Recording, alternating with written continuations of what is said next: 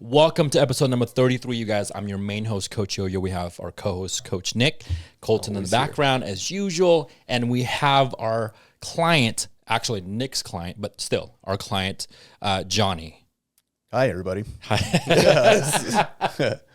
Don't mind us being awkward. Oh, okay, hold on a second. Can I take off my jacket real quick? You can. Because it's like super hot. Should we restart this? No, we should keep this in there. Can I just say hi? This is great.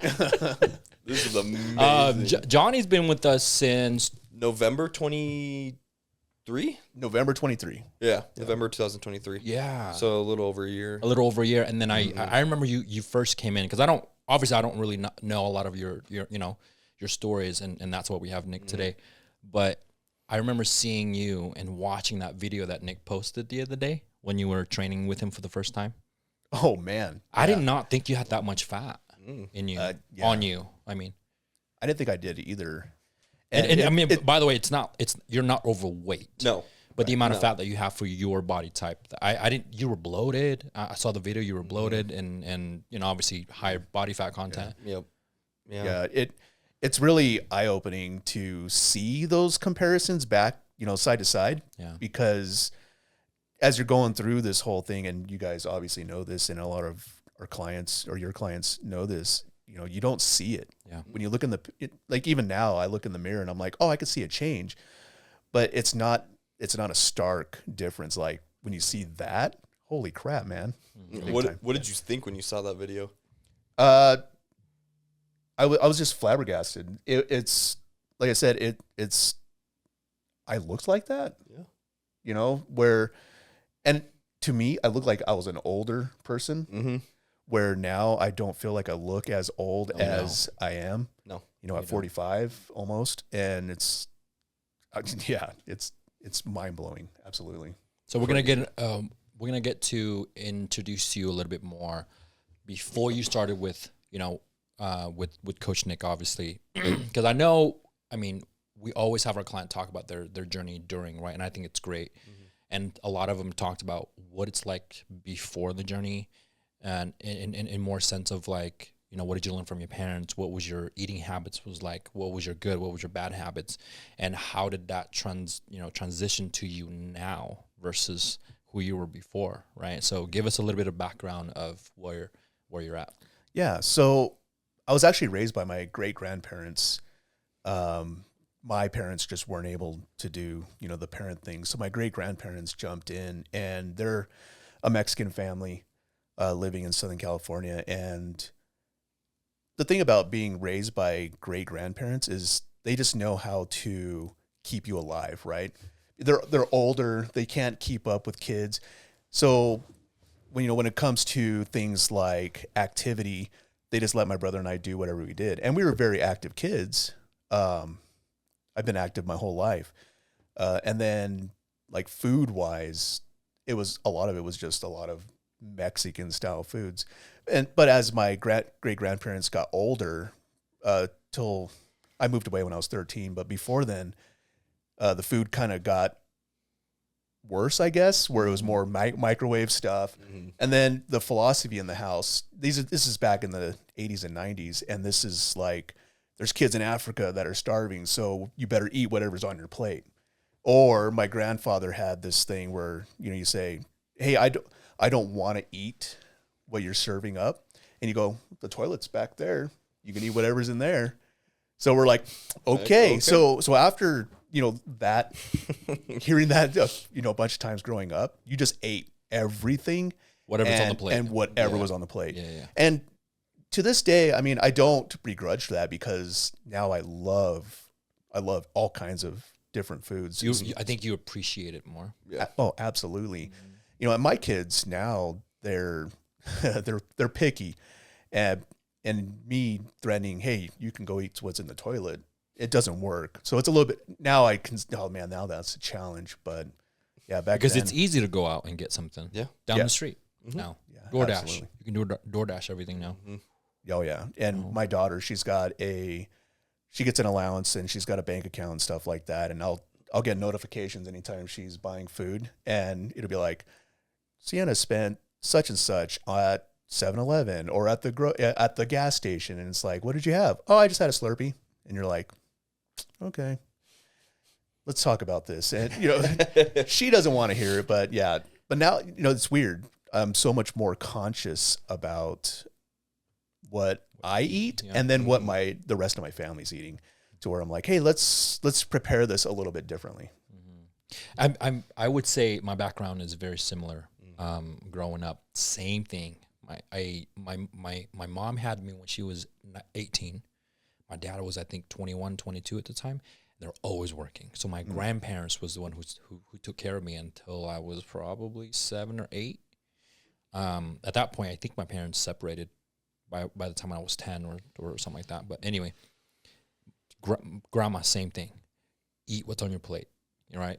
Or when my mom makes something, it's always overly filled with carbs. Overly, like the whole plate is like rice, right? Bread, yeah. And then they put a little bit of protein, which typically the cheapest kind of protein, which is like the wings from chicken. Chicken wings, yeah, those are super cheap. Or hot dogs, like they'll cook hot dog or fried hot dogs, or hot dog with eggs or something. We make a lot of fried rice, when we were kids, because people think here in America fried rice is like a delicacy. It's really not. I'm gonna tell you that right now. Sorry, is that more like sorry to ruin Would you consider that low class? Fried rice? Yeah, because when you wake up in the morning, we make eggs, right? And then we always have leftover rice. Yeah. So what do? We put rice in the eggs, and then we call it fried rice. So it's actually a breakfast thing. Oh, it's not.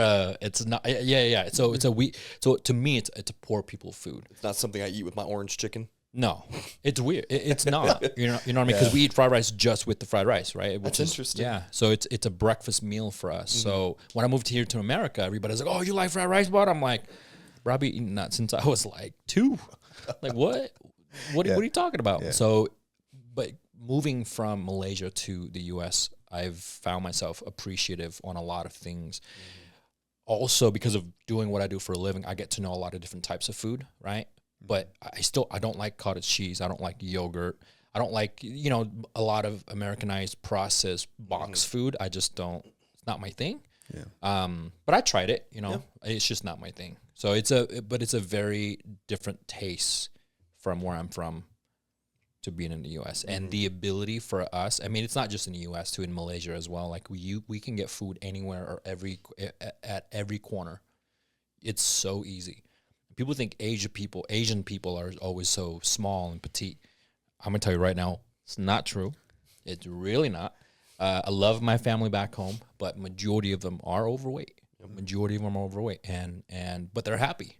Sure. Because it's like, to them, it's like, if you're, it's a status. The more food they can eat, the bigger they get. Yes, the more money you have. Yeah. So it's just the same with Africa, right? Like a lot of African men want to be with a bigger African woman because they have more money to eat more food.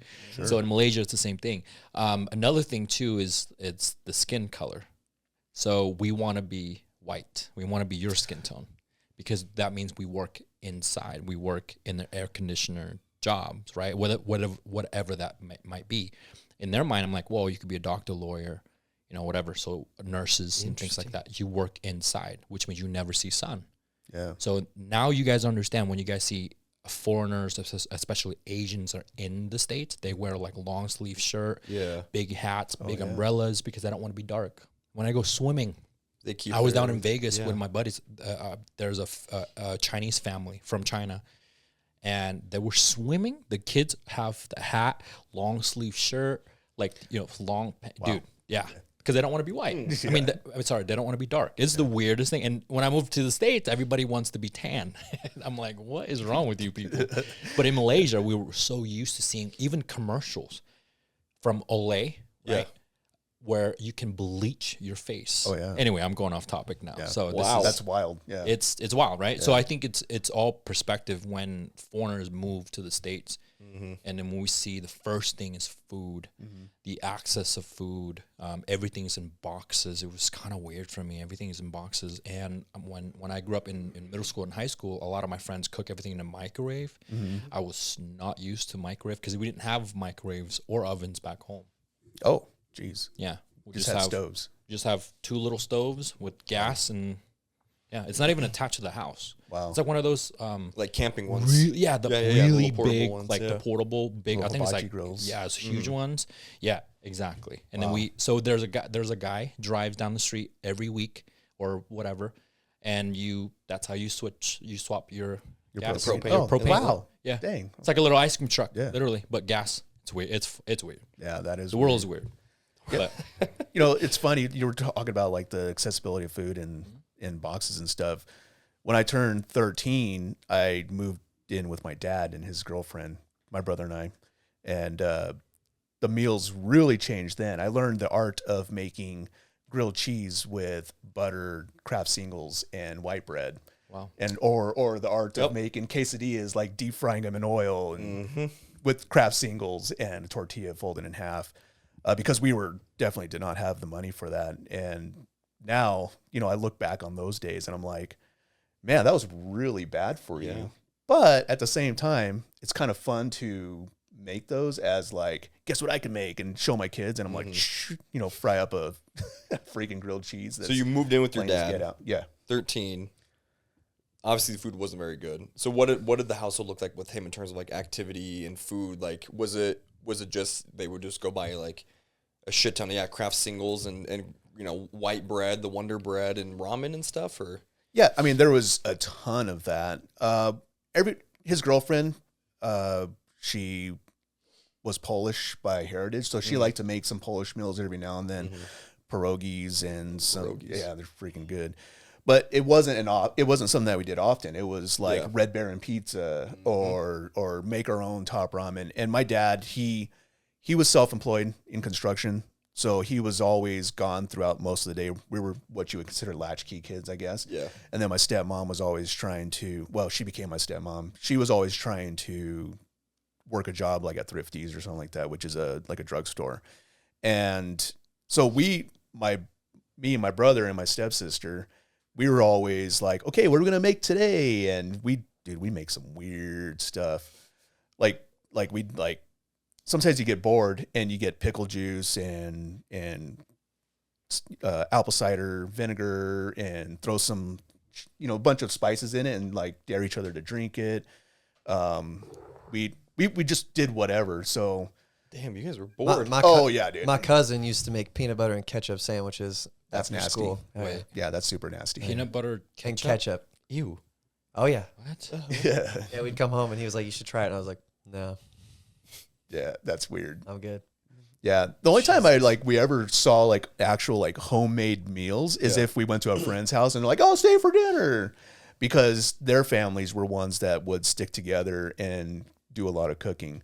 I mean, our family did that every so often, but their families were like every day. We have family dinner at my dad's house really often. Yeah, you guys are both like We're you there have all like the time. different heritage, you know, and both of you guys. So meals were way different than Yeah. than Well, ours. I mean, my mom's from the States, and so growing up, like if my dad was at home, he would try to make, like he tried to cook chicken. He was a little more mindful. Yeah, he was a little bit more, I mean, he was a lot more mindful because he was in the gym every day. That's where I got, I mean, he was working 3 jobs and he would still get up at 3 a.m. to go work out and then come home, help my mom get us kids ready for school, take us, and then he'd go to work and do all that. And then, you know, with him playing soccer professionally and all that, he had to eat healthy. But God, when it was my mom, dude, we would get the frozen kid cuisine dinners. She would make these weird, like overly seasoned drumsticks that she would put out on the grill, huh? Yeah, the penguin one, with the shitty like little brownie with sprinkles on it, and oh god, dude, that stuff was so gross. What else would she make? She'd make this weird like goulash thing. I remember it was nasty. She'd make tuna casserole. Just macaroni noodles with tuna. It's macaroni noodles with chunks of like canned tuna and then just mayonnaise. So a lot of the food my mom would make was stuff that her parents made that because my grandparents grew up during the Great Depression.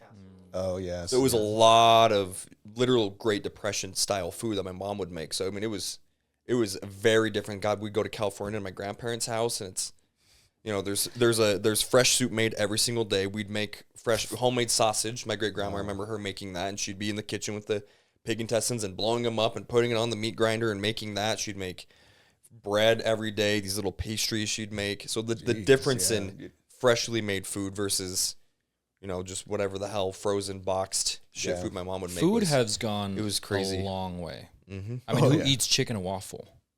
This shit's so good. I think I've tried it once. I just can't. Chicken and waffles Hold with on. syrup on it, dude. I Holy hell. love the fried chicken and waffles separately. But when I put it Yeah, together, you put it and together, put the then- syrup on it, dude. Yeah. That's what I was like. It's. What's the difference between that it's and not- like eating your pancakes and then you have right. syrup on it and then you have I'm bacon not next saying to it? it's disgusting. I'm just saying it's. My brain was so confused because I didn't understand the fried chicken with the waffle and I just like, is this dinner or breakfast? I don't know. It was. It's whatever weird. you want it to be. It's just so weird. It's breakfast for dinner. And the syrup never touches the meat ever. Why meat? That's weird. That like you It take. is, that's what I'm saying. Yeah. Y'all are weird. That's why it's weird. What? I can't do it. You don't dip your bacon in the syrup Oh, and eat it? what? No, that's weird. No way. Oh my Nah, god, I dude. can't do it. I'm on prep right now and this sounds so good. You go to Denny's and you get like the Grand Slam or something. You get some pancakes. I'm with Nick. I'm not with Nick on a lot of things. I'm with Nick on this. Like I just grab the syrup and I just all over the whole plate. All no over the way. eggs, Oh, dude. no. Dude. No. All over. Dude, people are gonna listen to this episode and be like, what the fuck are they talking yeah, about? but sometimes that's not the move. There's sometimes I'm like just on the pancakes today, and then I put Cholula on the eggs, like you know, stuff. Yeah, there you and go. it just depends though. But you never let the syrup get on the hash browns. That's okay. The hash browns you have to keep separate because you can't let that get soggy. It's got to stay crunchy. Ketchup on hash browns or no? Yes. Yes. No. Sometimes. No. Okay. Sometimes. Ketchup is an Yeah. abomination to this planet. I sugar-free ketchup. Sugar-free ketchup. I didn't even know they made that. Oh, okay. You didn't know? Oh my All right. god, it's terrible. Don't try it. Listen, it's so bad. Is it just tomatoes? No, it's really Smashed good. tomatoes? Sugar free? Pretty much, yeah. It's really good. So G Hughes have a bunch of different flavors: barbecue, teriyakis, and all the even Italian dressings and things Their like salad that. dressings that's what I've been using Everything right is now, sugar free, and I actually, funny enough, I actually enjoy their sugar free ketchup. It tastes just like ketchup with no sugar. That's yeah, insane. so it's not bad actually. It's not bad. I'm willing to try it. Yeah. I'll try anything. That's kind of what got me in trouble with food. So you grew up in a very much of, I wouldn't say poor household growing up. So eating That's a lot middle of class kramen. back then. Yeah, exactly. yeah. Yeah, craft So- singles were Middle middle class. Yeah, and we were like lower middle, right? I mean, we were. There was times where you're like, okay, is the landlord going to kick us out? But we also lived in a nice neighborhood, so I don't know how my dad swung a lot of that stuff, but yeah, you can call it lower middle class. Where if you wanted to go, well, for us, like going out to dinner would have been going to Denny's. You know, that's going out. Oh, wow. Yeah, so So how does that translate you to high school and college and after that? Like, how does food translate that? Because Food, a lot of and I people, guess also exercise too. Like, were you active at all? yeah. So what's weird is I was always a really, really, really skinny kid. So even though I ate like crap, I was super active. I was me. skated. I played Little League baseball until I got into junior high. And then I discovered skateboarding and just skated as much as I could. Plus, I was never able to get rides to school. So I was always walking to school, walking around school, and then walking home from school. And then you get home, nobody's home. And especially during high school, the house we rented had a pool in the back. So we jumped the fence because we couldn't have keys. Long story on that one. And we just swim until people got home. So we'd swim and just have a good time or whatever. Or if I did have my skateboard. dude, that sounds like awesome. I'm not gonna lie to you. That's an awesome. Dude, I mean, that part of my childhood, I look back and with fondness because even though, you look at today and you're like, you didn't let your kids have keys to the house or, you weren't home, it was still like awesome. Yeah. Because you can just jump in the backyard and swim. And if your friends came over, whatever. So yeah, I mean, we were really, really, really active up until, well, I never stopped being active. I didn't really do college, but when I did move out, I was 19 years old, got the boot basically. And I couch surfed until, probably I was 25. Whoa. Holy Yeah. shit. So, and I So couched 6 years, you're just bouncing around. just all over the place in Southern California. I moved to Hawaii in 2003. How'd you get there? Did you swim there? Yeah, right. I bought a ticket. So I make dad jokes on these. And you're like, oh my God, shut up. And then the son of a bitch, did you swim to Hawaii? She's so stupid. Anyway, Yeah. No, so What made you want to go? So my mom actually, so I never really had a relationship with my mother. She's from the deep South Mississippi area, and she ended up moving to Hawaii, and she called me one day and we're talking and she's like, you should just come out. And I was like, yeah, you know what? Maybe I will.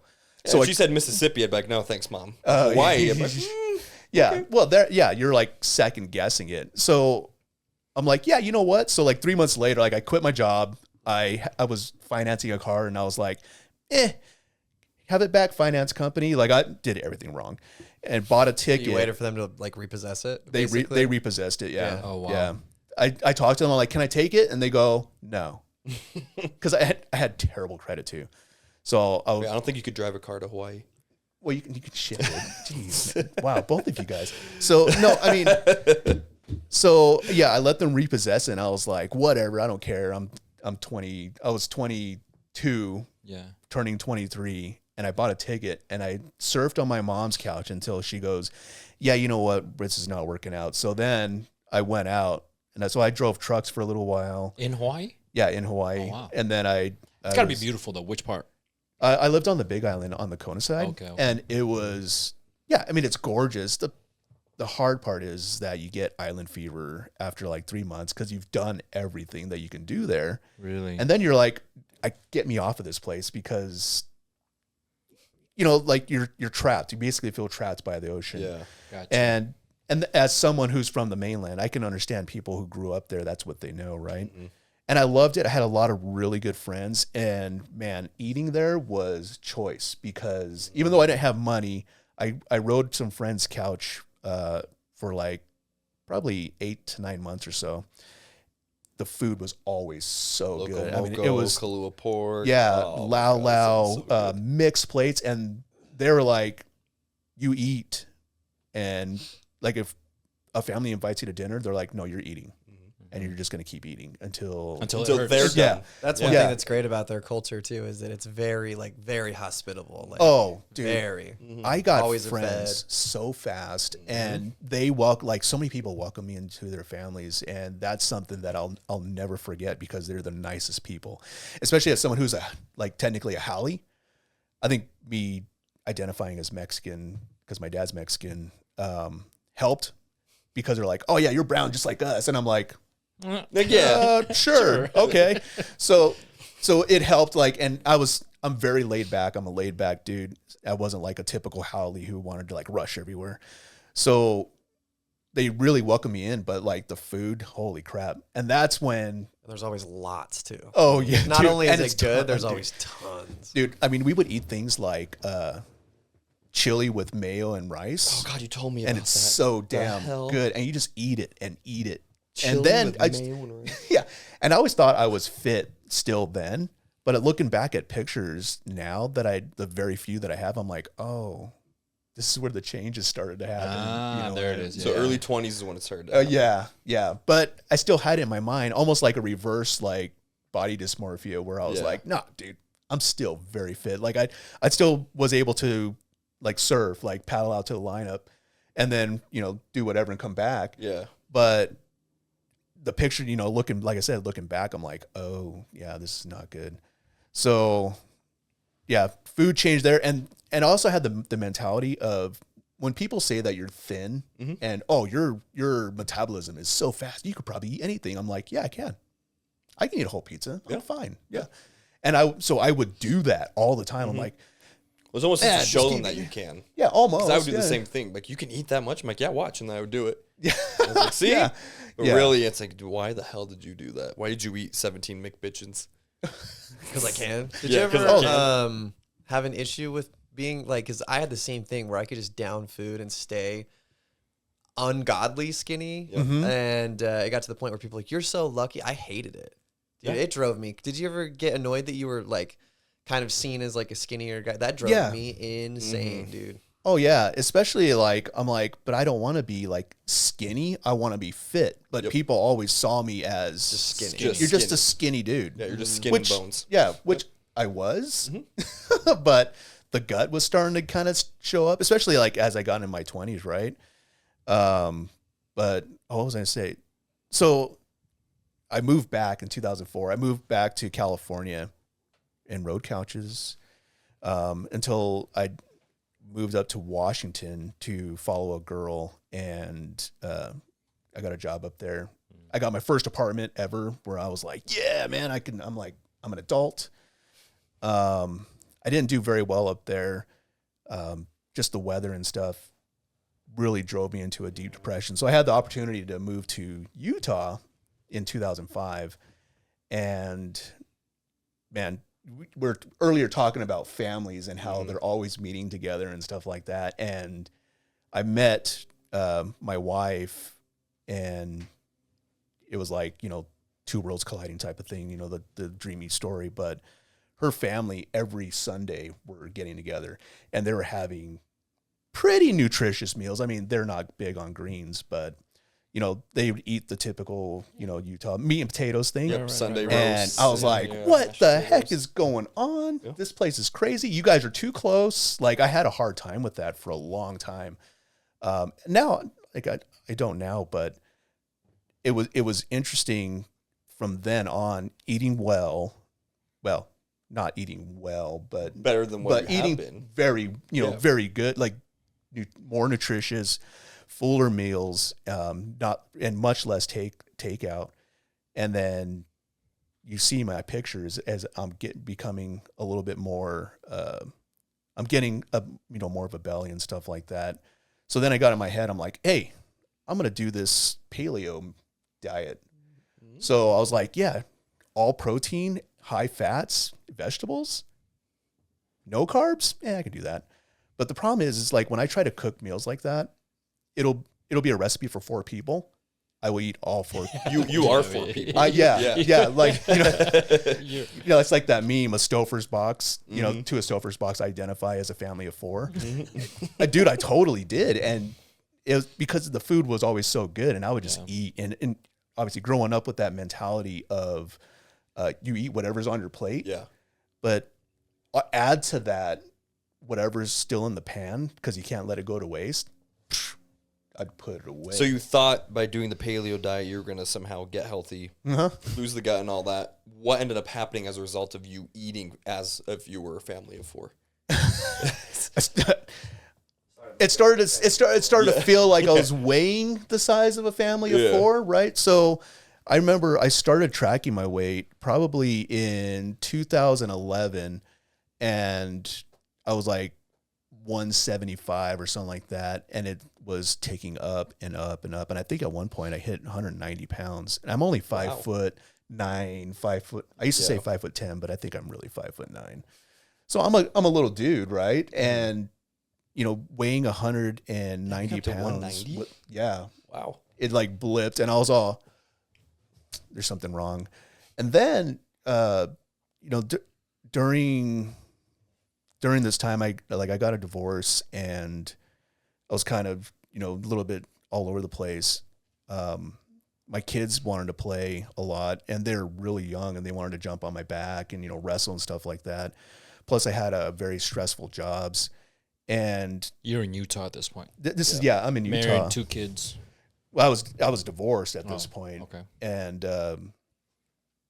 I got to the point where I was like, am I going to live? Because I always hurt. Like I told you guys, I was taking 800 milligrams of ibuprofen probably since 2008, 2009. And that was every night. Every night for bed because my lower back was just absolutely killing me. And you were overweight at the 190 at Yeah. this point? Okay. But I didn't look it, to me at least, yeah. because I had super skinny arms, super skinny legs. I kind of had a belly, but I always sucked it in, so you couldn't really see it. It's more fat to muscle ratio at this point. Oh, yeah. And, like I started noticing that I had man boobs. So, it got to a point where I was like, okay, something's not going right. And then I had a blood test man, this was probably like 3 or 4 years ago, and it said my cholesterol was getting out of control. And I was all, well, that's never happened before. And then I had a couple of like scares with like high blood pressure kind of. And I was like, okay, I need to do something. And so that's when I started reaching out. And that's when I first, reached out to Peyton. Yeah, when you first sent the inquiry, it went to Peyton. Mm-hmm. And then I think, did you guys end up doing a call? We did. We did I can't remember. I think this was after COVID. Okay. Because it was like I went through the Unfinished Lifestyle website. Mm-hmm. I looked you guys up because there was a Facebook friend that was all like, who was it? Do you know? And I can't remember his name. Dang it! I know. Nick? Who? Wasn't it? I thought it was Nick, the car salesman or whatever he was. That you trained. Might be. Yeah. Yeah. But we weren't friends, but we were mutual acquaintances in certain groups. Yeah. And I looked at his profile and I was like, dude, that guy looks ripped. And then he like gave a lot of credit to you guys. And I was like, okay. So that's how I found you guys. But yeah, Peyton and I talked. We had a consult. And it turned out like I was ready, but I wasn't ready. I was scared. Mm-hmm. Like so scared because I liked my lifestyle as far as the food, like the freedom. There you go. Mm-hmm. Yeah. And plus I was afraid to make a commitment. My life was starting to kind of turn around a little bit relationship wise and stuff. And there's only so much I can handle. Mm-hmm. Right.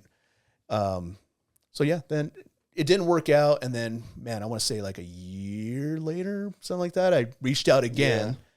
Yeah. And that's what made you reach out again at that point? Like what was the deciding factor of you talked to Peyton, you're like, yeah, I'm not ready for it. And then when you reached out again, you're like, okay, I'm ready. Yeah, what was your turning point this time? So I had this really, really high stress job, and I'd come home and still have to work until like 8:00 at night. And I was helping turn around this company.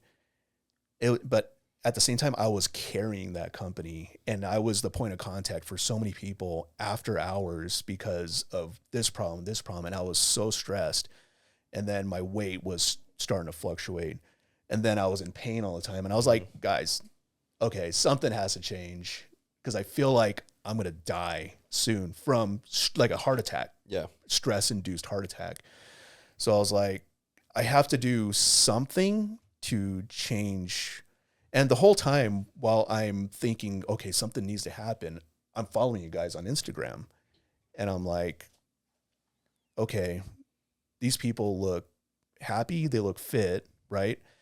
You guys always do really, really good reels. And I'm like, you know what? If I don't make a decision to change now, mm-hmm. then I'm probably going to die. And I want to be here for my kids. That's my, like, such a huge motivator for me is I want to be here for my kids. Yeah. And I want to be a good example. And I want to live as long as I can. And be as healthy for as long as I can. Then when it's time to die, I just want to gone. Yep. But I want my kids to grow up and live as long as they can and live and not have the same struggles that I have. I think that's what most parents want. Mm-hmm. They don't want their kids to struggle the same way that they struggle. And if my kids can, see that I'm doing better or I'm actually making conscious choices to live the right way, then maybe that will help them start earlier and build those habits, right? Because man, I've done some stupid things as a kid, and continue to do stupid things, but less stupid. So I think it's very important that you lead by example. We talk a lot about this actually, where a lot of parents came to us, same thing. Mm-hmm. I need you to change my life. Right? I've been to the doctors, nothing's working, the medication's not working. This is my last resort. The amount of times that clients said that to us puts a lot of pressure on us. I'm not gonna lie, it's a lot of pressure on us. But and we tell them all the time, like, if you stick to it, we do everything the most holistic way, mm-hmm. right? Just utilizing food, vitamins, water, sleep, get your stress under control, get the cortisol under control, you will be okay. Now, but a lot of parents think that, well, I don't want to take too much time away from my kids. I don't want to spend too much time in the gym. And I'm like, okay, well, can you give yourself 1 hour? Because everybody has 24 hours in a day. If you can spend an hour a day for a full year to better yourself, think about how many years you will get back in your life for being healthy for that 1 year. Yep. Yeah. So that's cool, man. So now we're gonna go into. So you reach out to Nik. Now you're working with Nik in November 2023. This is November 2023. And when you started, so I want to give people an idea, you were 178 pounds. And when we used our calipers and pinched you, which again, it's accurate, but not 100%. So it gives us a good range though. You were 24.3% body fat. I was 1/4 fat. Pretty much. Pretty much, yeah. Pretty much. You were, I mean, your body fat, which even I was shocked. I'm like, how? Where are you holding it? But it was all in your midsection. It was in your gut. And then now, when we did your measurements a few weeks ago. Is it the one that I did? Yeah. Yeah, okay. So at the time, when we were cutting, we got you down to 152.6. But since then, reversing you out of the cut, you actually dropped to 149. But now the weight's starting to slowly go up, which is crazy. But we measured you flat 12% body fat. So 24% down to 12% body fat. That's huge. That doesn't even like really compute to me because I'm like, how? Right? Number one, how am I 1/4 fat? Yeah. But at the same time, it's like, dude, I didn't know I had that much to lose. Yeah. But then when he filmed that video of me showing the video of you training with me when you first started on the phone. Was that like the first? That was one, I think, because it popped up on my memory. So I think it was like one of the first sessions you did with me.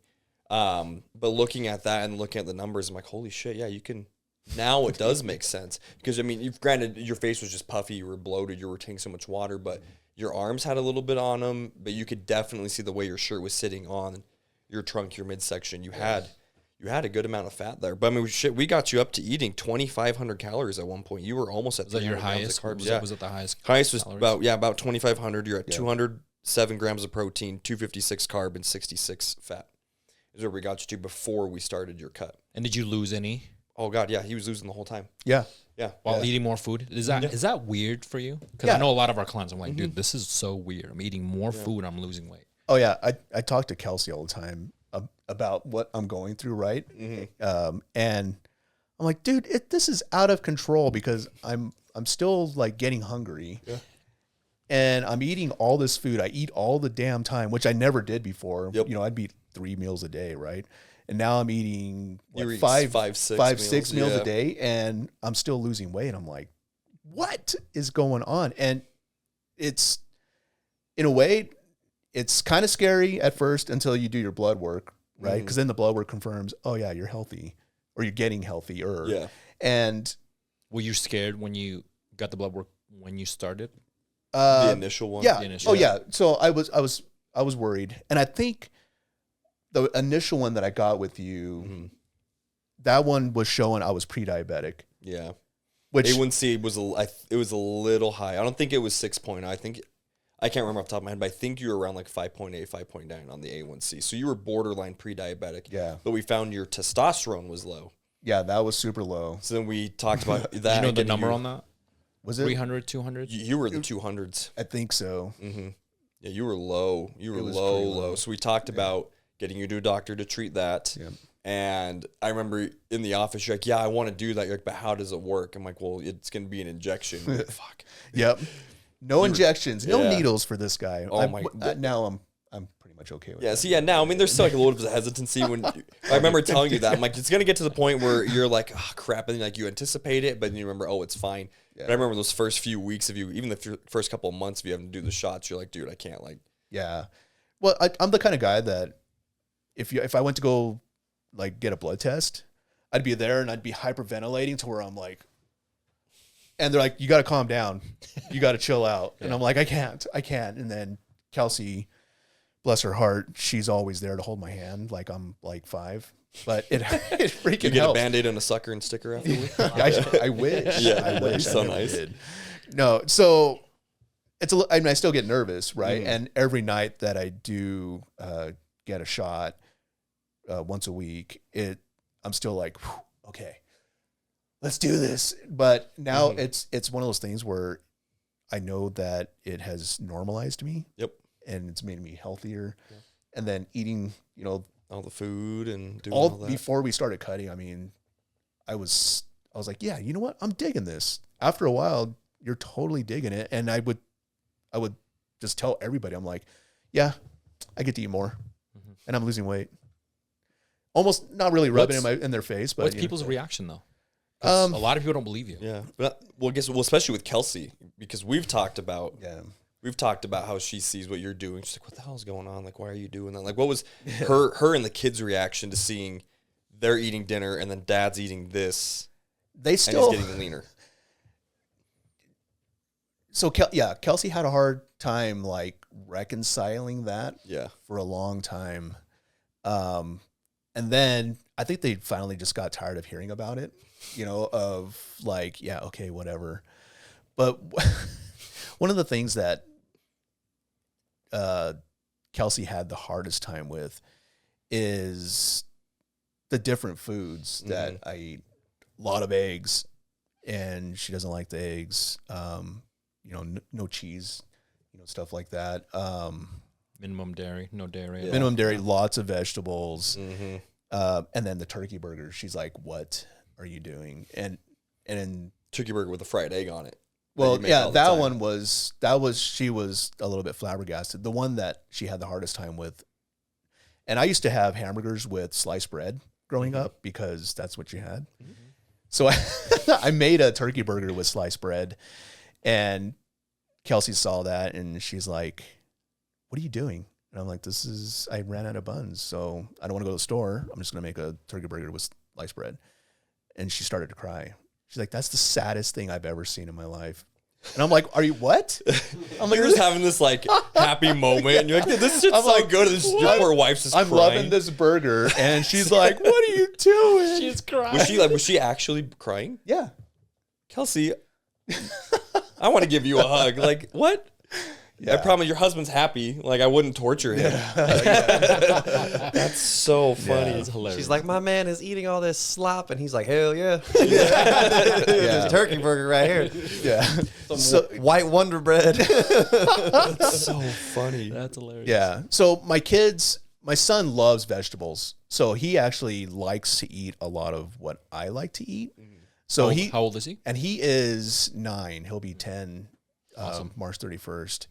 And so he's actually like totally cool with it. Kelsey, she'll eat some of the stuff that I'm eating, but a lot of it she'll like do her own thing still. And Sienna's the same way, where she's like, yeah, I'm going to go get a Slurpee. Right. Yeah. And you know, she has the same mindset that I did at that age of, I'm thin. I can eat whatever I want. That's my guess, at least. I mean, she could have her own thing, but you know, now that we've been cutting, or I've been cutting, because the family obviously doesn't. I eat differently than they do 100% of the time, unless my son gets a wild hair and then he wants like a turkey burger, you know, at the same time. Yeah. Well, no, because we're cutting, so no white bread. No, it's Dave's Killer Bread. Yeah, we've upgraded. And we're healthy. Yeah, and Colton. And that's only twice a week this week because I only have 2 high days. So, wait, which is better because you were at 4 low days for 4 a while. low days, yeah. So once a week I got it. Yeah. So that's a rough one. But when I make vegetables, like my son's still like, yes, give me the spinach. Yes, give me the broccoli. Love that. That's really good. So that's awesome. And looking at my daughter, I think she's taking some cues from it. But she's also 14. So, and we have to be, you know, really diligent at what we say and what we do, because it's not a diet. Right. No. Right. You haven't told them. I mean, obviously. No. Yeah, because I don't tell my son that I'm on a diet or No. anyone. Isn't it funny if you eat healthy? Why is it a diet? Yeah, if you eat good, or like food You know what I that's good for you at that point, why is it a diet? Yeah. It's weird. And the only time I ever say diet, I just say, you know, it's part of my daily diet, as in the food that I eat. Yep. But I also, I try not to say that kind of stuff around my kids, because I'm like, I'm not dieting. I'm just being healthy. Remember that story that I posted a while ago? I was talking about parents. You have to be, you know, self-conscious about weighing yourself in front of your kids because they're watching you literally. Oh, I hate myself. I'm fat. I'm this. I'm ugly. Whatever the case may be.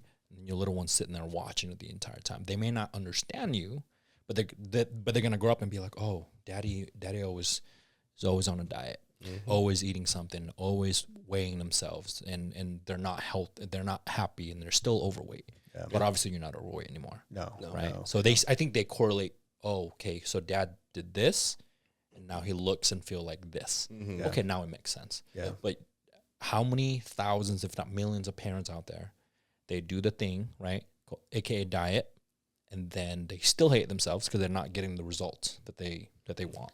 Well, and they're sad when they eat. You know, when they're like, oh yeah, I'm not eating because I have to have this for my diet. When I saw that reel, I took that one absolutely to heart. Which one is that one? That one you were just talking about talking negative about yourself and weighing. I was like, I never really think about it. And I was like, dude, how many times have I actually said things in front of my kids that will get them to wonder about my self-image? You know, well, how does dad feel about himself? And then he says later that he feels great. Is he telling the truth? You know, and then, you know, does he mean it when he says that I look good doing whatever, like my daughter's doing cheer? When he says, yeah, you did great, is that true, or is that just placating me? Yeah.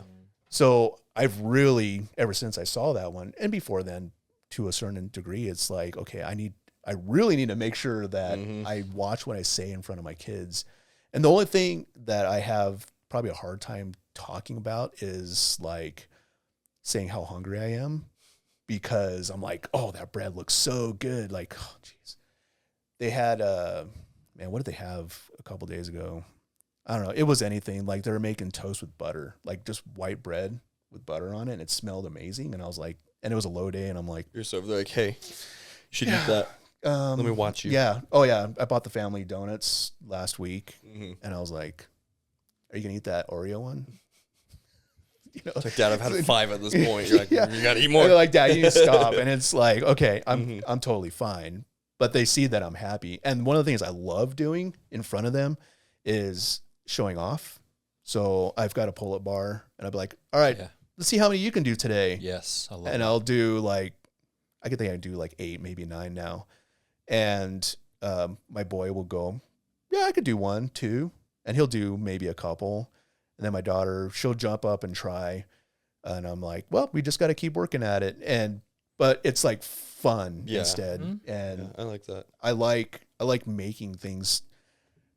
I like being the fun parent. And Kelsey sometimes sees that, and she's like, why are you always the fun parent? I'm like, you can be the fun parent too. I could be the bad cop. I think it's more sometimes, like the dad though. Yeah, I'm just. It's more the dad. My daughter already dad. associates me with the fun parent. Mom with the she's gonna make me go to sleep. Yeah. Yeah. I'll come home from my day, Dad, and smacks me. I'm like, did you just what? I'm gonna smack you back, bro. And then we just go back and forth.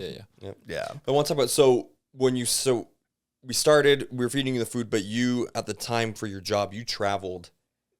How many weeks? Like what, 2-3 weeks out of the month, pretty much. Man. Like, you were always gone. So what did you do exactly? So I was in outside sales, and when I first started with you, and then the new company I started with, it was selling metal roofing at one point, and then I sold.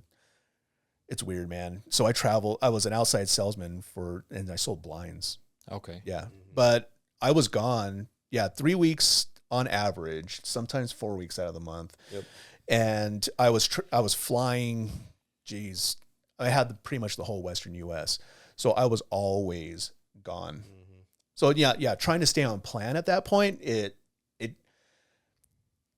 I'll tell you like kind of the progression, right? When I first started with you, it was travel, and then I felt I made a lot of excuses when I traveled. Oh well, I didn't do this, and but as going you out and with I, the vendors and stuff, and they're getting vendors. You tell them like, dude, there's gonna be a party afterward. Like everyone's gonna get drunk and shit faced, and there's gonna be all this food. I'm like, cool. Yeah. Sorry. Yeah. You don't get it. You're gonna have to learn how to tell them no. And I remember when I told you, like, you're gonna have to tell that CEO or that guy you're meeting with, hey, sorry. Yeah. no, I'm good on a drink, or no, I can't. I'm not going to eat that. I'm going to eat this and get a healthier option. Yeah. And for like, at first it was really hard to say no, right? Because you're taking these customers out. You're like, yeah, buy this, buy that, you know, like get whatever you want. Mm-hmm. And I didn't want to be the guy that's like, no, I'm not going to partake. So then I would, but like as we worked more and more together and I started to see changes and I started to like what I saw, I was like, okay, this is starting to make sense for me and it's starting to really work. Yeah. And so I made fewer and fewer excuses. And then I started trying to find solutions. Okay, I know that I can get a Fairlife milkshake pretty much at any gas station. Every gas station has a microwave. So we tell our clients, if you're traveling, you can still pack your meals and all that. And if you're driving on the road, even if you fly into town, you go get your groceries or whatever, you prepare stuff. If you're driving, just pop into a 7-Eleven, a Chevron, throw it in the microwave, and then there you go. Yeah. You have something to eat. It started to make it easier to feel like I didn't have to, and I don't think I hid anything from you. I told you every time. No, you told me everything. But it felt like I always had that first inclination of like, oh man, I ate like a shitload of bread. I better tell Nick. Because I was like, man, I don't want to lie because this is like literally I'm investing in my body. Correct. Yep. Yeah. And well, we've never won. I mean, okay, there's been with some of our clients. A few. Yeah, a few of them. A few of them were like, dude, like, how many times do we need to have this conversation? You know, right? Colton, Tristan. But I mean, we're never gonna yell at you, right? And when you tell us and you're checking, like, hey, I had a few extra pieces of bread, or I kind of fucked off the plan and ate some pizza and ice cream or whatever. I mean, sure, we're like, dude, we're making progress. Like, why are we doing this? But instead of actually getting mad at you, we're just gonna figure out, well, what was the emotion? What was the situation? What was the scenario? What was going on? So then we can figure out what we need to do the next time that happens, because that happened with you. Oh yeah. And you're like, well, it's because I went out to dinner with a client and we had to do all this stuff. I'm like, okay. I remember I told you, okay, when are you traveling out of town again? And I think you're like, well, in 2 weeks. I'm like, okay, text me when you set up that dinner or that lunch and let me know where you're going and send me the menu. And I think you went to Idaho and you sent me the restaurant and it was I think like a diner. It was something, and we were looking. And I'm like, okay, I'm like, get the chicken sandwich and the French fries. And you're like, I can have fries. Like, yeah, get the chicken sandwich, get the French fries. Yeah. Ask him to cook the chicken without butter or anything just to make sure you don't get sick since you haven't had it in a while. And I remember you did that, and you're like, dude, yeah, this is easy. Yeah. Like, I can do that. And everywhere, you went to an Italian place once, and we figured out, I think you texted me, and you're like, yeah, I was going to get the pasta, but I decided to go with the salmon and the pilaf rice or something. Yeah. So I love what you said. At first, you find a lot of excuses, and then you start to find solutions. Dude, that was money. Yeah. That's money. I love that. And back to your children, right? Your kids. And the cool thing about that, I think they see your discipline. Like the amount of discipline that you had to go through to get to where you are today.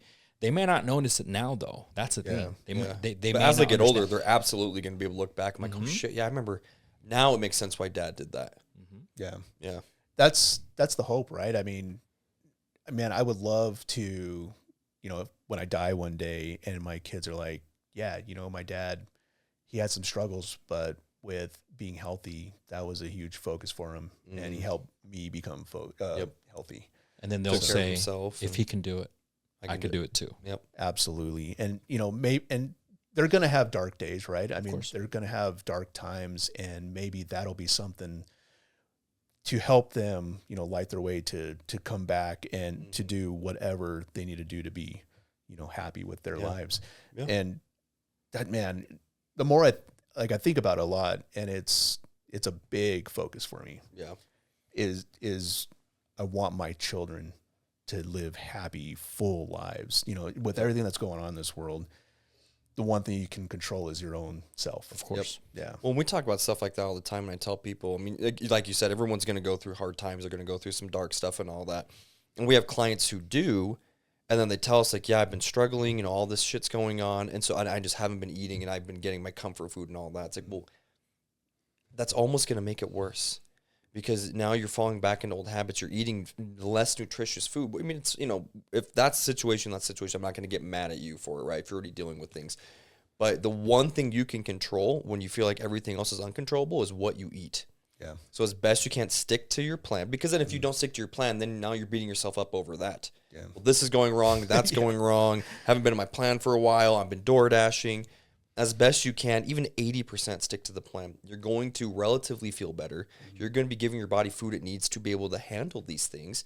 And that's, again, one less thing you have to worry about and something you can actually control. Yeah. So now, like, when you do find yourself in, like, a stressful situation and starting the business that you're doing and all that, I mean, do you think you could be doing all of that if you were still eating like dog shit? No. Doing what you're doing before? No. And what's crazy is I'm the type of personality that can just think little things I will just absolutely hit a landslide and just and just go down into the deepest depths of depression and just, negative behaviors and stuff like that. And one of these things that I've learned while working with you guys, and the working out is good, but learning discipline with eating has helped me to also learn how to manage my emotions better. So it's like we're talking about, making choices with food. Now I can look and I can go, I want that, whole pizza. Yeah. But how am I going to feel about it 2 days from now? Am I going to have a bellyache? Am I going to feel bad about things? And then am I just going to just start tumbling and all of a sudden now it's a cascade and, I'm living on the streets type of thing. And I've done close to those things before. I've been very, very self-destructive. Most of our client did. Yeah. And so it's been a real like enlightening experience, which is funny. I mean, because, when you think of, working with a trainer, you don't think about the mental health aspect. And you and I have kind of talked about mental health, and it's so crazy that just working on your physical aspects of your body and how you eat, it's almost like you're training yourself emotionally. It translates to that. Yeah. And there's been times where, and I'm the kind of personality that's very guarded. I don't like to let out my emotions in front of people until like they absolutely just explode. So in a way, I'm kind of happy that I haven't done that in the gym, but I've been close. Like there's been times where I'm like chilling on the treadmill and I'm like, time to go home. I can't do this anymore. But like it's funny. Kelsey she always comments. She's like, it's so crazy how much happier you are. And it's a genuine happiness, and how much healthy you are that you're not hurting like you used to hurt. So she's not only seeing the physical changes in you, which obviously she does, right? But she's also seeing mental and emotional has absolutely changed. Absolutely. By the way, I love that. Yeah. Wow. Yeah. That's incredible. Yeah. I was just gonna say, do you think it's not? Well, I shouldn't.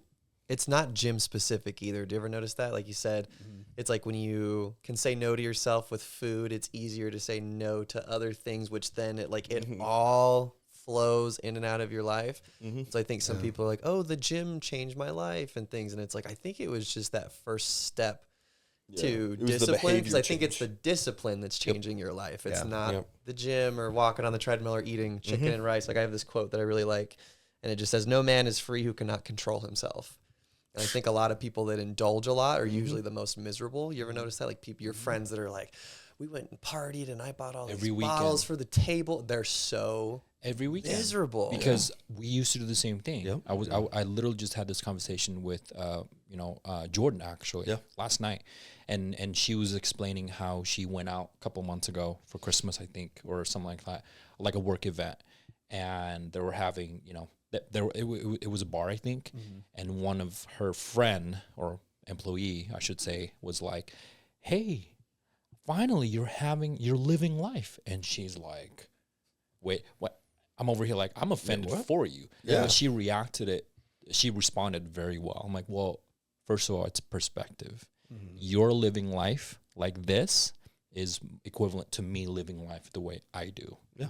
Right? We all been through the bar journey and the drinking every single weekend. And what do you do when you wake up the next morning? We all get brunch.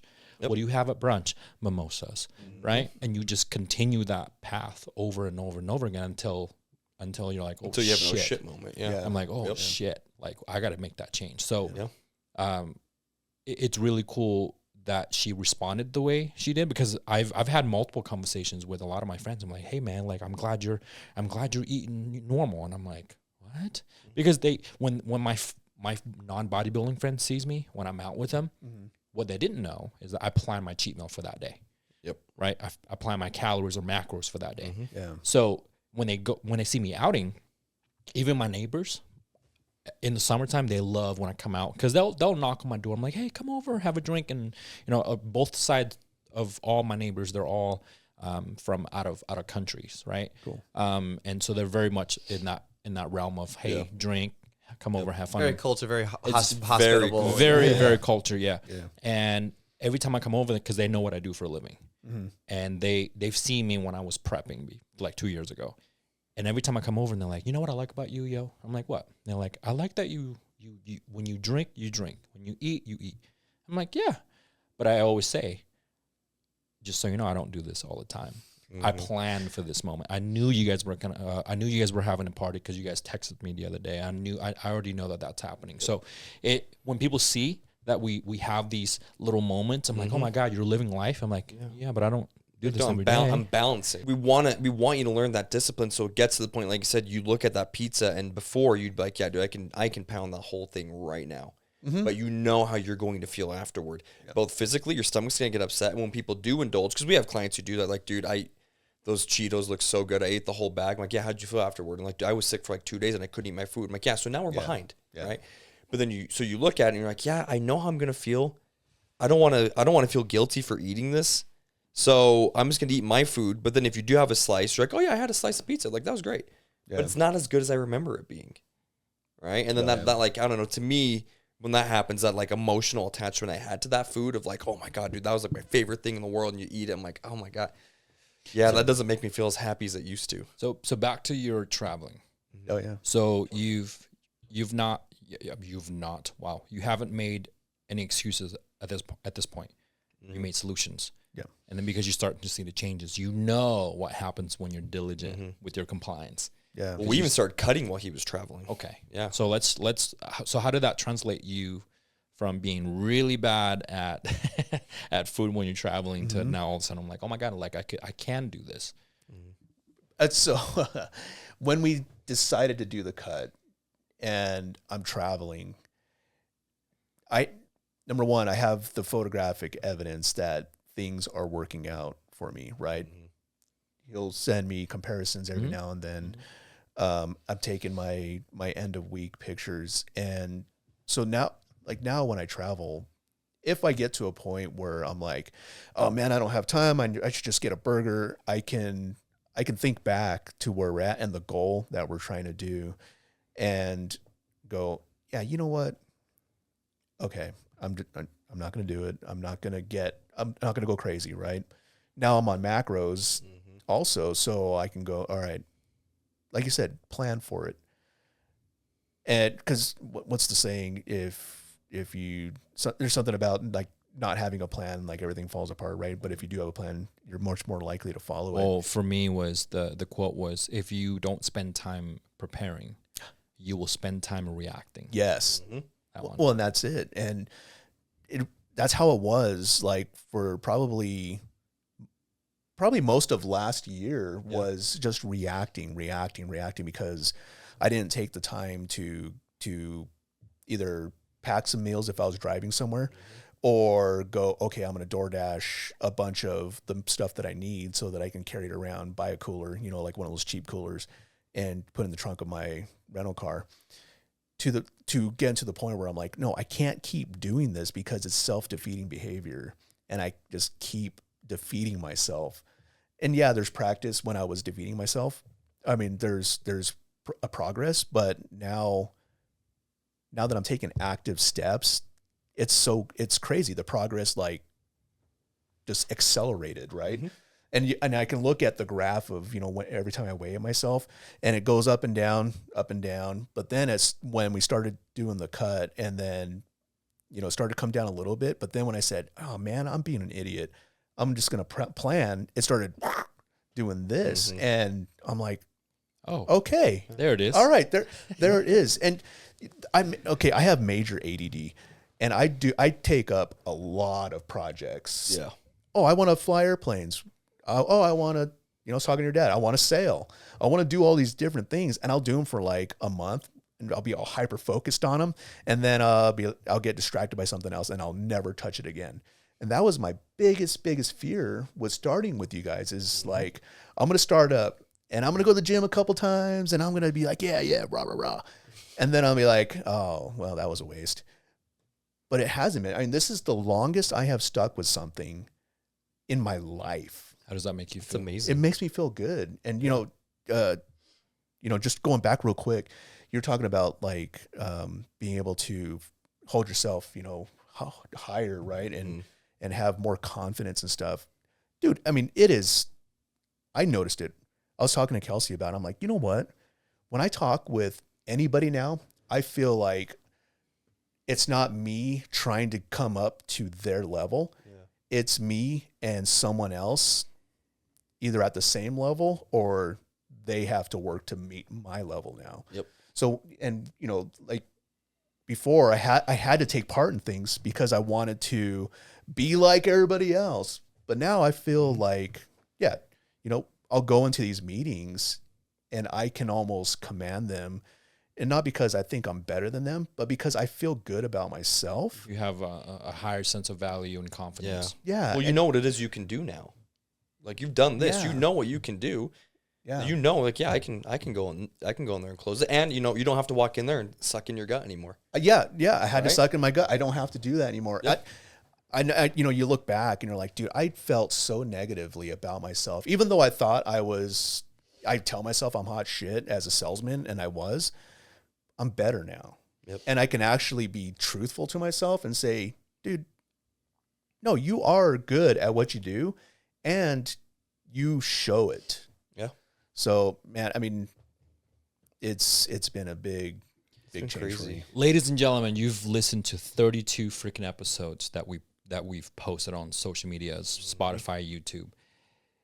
Every single one of our clients say something along the line, exact same thing what you just said, where you work on yourself and you create value for yourself and you have confidence, and all of a sudden it translates to your emotional, your mental, your work place, your financial, like it's Your marriage, your relationship, right? Relationship, Yeah. your relationship with your kids, Yep. leading by example. This is proof, and this is one of the reasons why we want our client to be on the podcast, is because we want them to just say what truly works for them. Because we can sit here and say All that day. exact thing that you just said, right? All And day. reiterate that, but it's different coming from a client who actually has been through our program and can talk about it, right? I mean, I didn't come here, I didn't tell you before, okay, I want you to talk about the times you screwed up. Let me Right? You did that yourself, and you talked about it and what you had to do to reel everything in and get back. And then now we pretty much got you down 30 pounds, cut your body fat in half, and now we're reversing you out of the cut where we're going to keep you as lean as possible, but start filling you out. Yeah. And imagine when you're back up to 178 with significantly less body fat than you had when you started, and you're filled out and you're eating more food and you feel good. And like I said, you talked about you want to be that dad in the summer. You can go to the pool and you're going to feel confident taking your shirt off. I'm like, look what I've done. Yeah. For people that are listening to this as well, if you don't have a coach and you're not going through any sort of health journey, you think you are really good at what you do, which most of you probably think that, and you probably are doing really well. But if you're not getting your health to that optimal level, imagine how much better you feel in all aspects of your life. If you fix yourself internally and physically, watch how you can literally 10x your finance, your relationship, everything that you do. You just 10x everything because you're much more efficient. Yeah, you're not struggling putting on your shoes. You're not struggling putting on clothes every single morning. Yeah. Right? Yeah. We've all been there. You don't have to take 800 milligrams of ibuprofen before bed every night, right? Like you have no back pain, the sciatica, all that's gone. And you also realize, I mean, while it's difficult in the sense of you have to continue, you have to do these things repeatedly every day, it's actually very simple. Yeah. Like going back to the cutting and you traveling, I remember we talked about it and I told you, like, pack your snacks. You can bring them with you. We packed full-on meals and brought them with us through TSA. They check them like, yeah, you guys are good. Take the rice, the chicken, whatever. And then we have it all in Ziploc bags, and we have a food scale, and we can measure things out. And it sounds ridiculous. Yeah. But once you actually brought your snacks, or when you landed, you went and bought everything, you're like, dude, this is the easiest thing in the world. Yeah. Like, I don't have to stop somewhere and figure out what the hell am I going to eat. Like, I just grabbed my rice cakes and my yogurt and my string cheese, my Fairlife, and drank it and ate it, and it was great. Yeah. Right? So we tell ourselves these things are difficult, but then once you actually do it and you do it with intention, you realize how simple it is. It's not anything crazy. You're not dieting like we talked about. You're just eating normal-ass food and holding yourself accountable. Yeah. And you see how long it took you to get to this point? Yeah. It took a long time. Right. But people want to get there. Yeah. In a matter of 3 to 6 months. Yeah. And you didn't even get to where you want to be within that 3 to 6 months. No. You were just changing your habits still. Eliminating the bad, creating the good. Yeah. Yep. Now that you have all the good habits. Yeah. And that's, I think a lot of people don't really get that, right? And it's usually you see the people who, like you said, you have the influencers that give you those, 12-week, transformation plan, and or people who get on certain medications to just lose the weight right away. Like that's the whole point. And it's like, dude, no. For me, even that, like, I know if I didn't change the way that I eat and the way that I exercise and the way that and even emotionally and mentally, I would have gone exactly the same thing back. All right, here I go.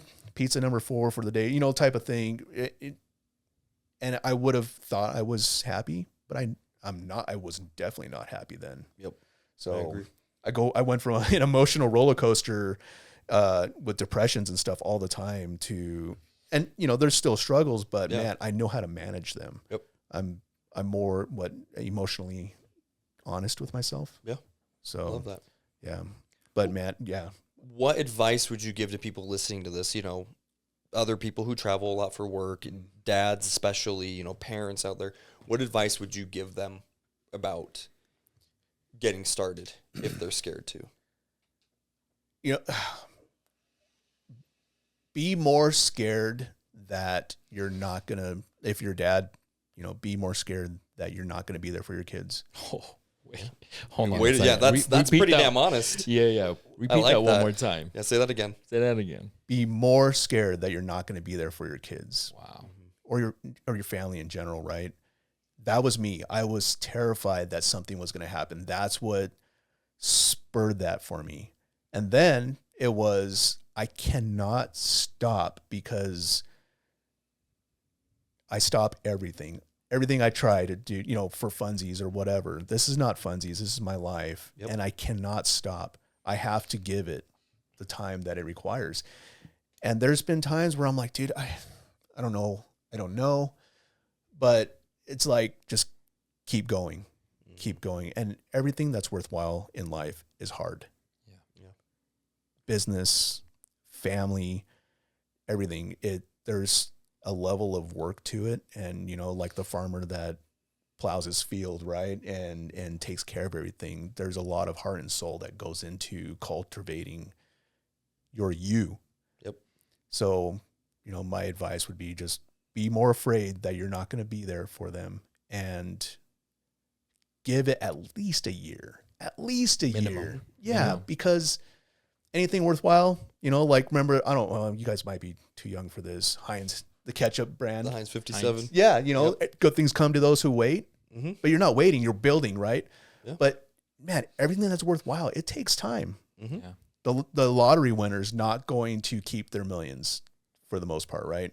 But the guy who earns it, he's gonna keep making it grow. 100%. So because they know how to. They know how to grow it. Yeah. Yep. Wow, that's a great advice, man. Yeah. Thanks. That was huge. That was big. That was big. Because a lot of people are like, just believe in yourself and do this. But I like that is a very honest. Like you might not be there for your kids and for your family. So what are they going to do if you're gone? That is terrifying. And I think some people don't want to admit. They don't want to think about it. Or they think about it and like, oh, no, that's not going to happen to me. Yeah.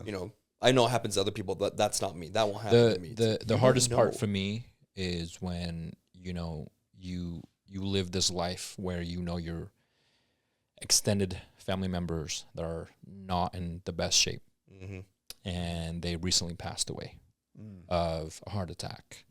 You know, any heart conditions, anything that causes issues because of their health. I really have a hard time keeping my mouth shut, you know, and not say anything negative to my wife or to any one of our families, because the first thing that I would say, I'm like, well, you know, I hate, you know, if that person would have taken care of themselves, they would have not had a heart attack while doing something in the woods or whatever the case may be, right? It's hard for me to say that because I understand people have, you know, very sensitive to that stuff. But in reality of it, if you don't take care of yourself, you don't want to go camping with your kids or horse riding or do something with your kids out in the woods, and something happened right there, boom. Well, I mean, your heart cannot pump any more blood. The two number one like tied causes of death in the States is cancer and heart disease. And those are things, you know, there's some genetic factors that can play into it, but 95% of the time, those are two things that if we just take care of ourselves, we can avoid. I bite my tongue when family members have some of those health issues, and I'm just like, dude. I'll worry about it later. Like, I'm okay, and I'll take care of it later. It's like, well, how are you going to take care of it later when later means you're either dead or it's worst case scenario, and now, like, literally, if you do not take care of yourself, you might have a time limit. I'm going to leave you guys with this quote, something that I've loved sharing, and I wrote it on the whiteboard. If you don't have time for health and wellness, how do you think you have time for sickness? If you don't have time for health and wellness, why do you think you have time when you have sickness? Bro, to me, you spent more money. You're in the hospital bed for days. You have to go into a surgery, right, to get that bypass done. Take time off of work. Medical leave, might not be getting paid for it. You got to go get the medications. And then the worst part for me, I think another fear for me is I don't want to go to the hospital. My son's sitting there. Dad, you got to take care of yourself. Fuck, bro. You know what I mean? Like, I should be the one who say that. Right. But there's so many times it happens, but people refuse to believe or refuse to that, you know, check their own reality to understand that that's what's happening. But again, I think it just goes back to people assume, like, you know, I know that happens, but that's not going to happen to me. Like, right? No one thinks a car accident or, you know, cancer diagnosis or a heart attack. Like, you know, oh, I know that stuff happens to people. I see it on the news, but that's not going to happen to me because, you know, I'm doing this or I'm doing that. It's like, you don't know what could happen. You don't know. All right. And until it actually happens, and then you're in that oh shit moment. I mean, anything can happen at any moment.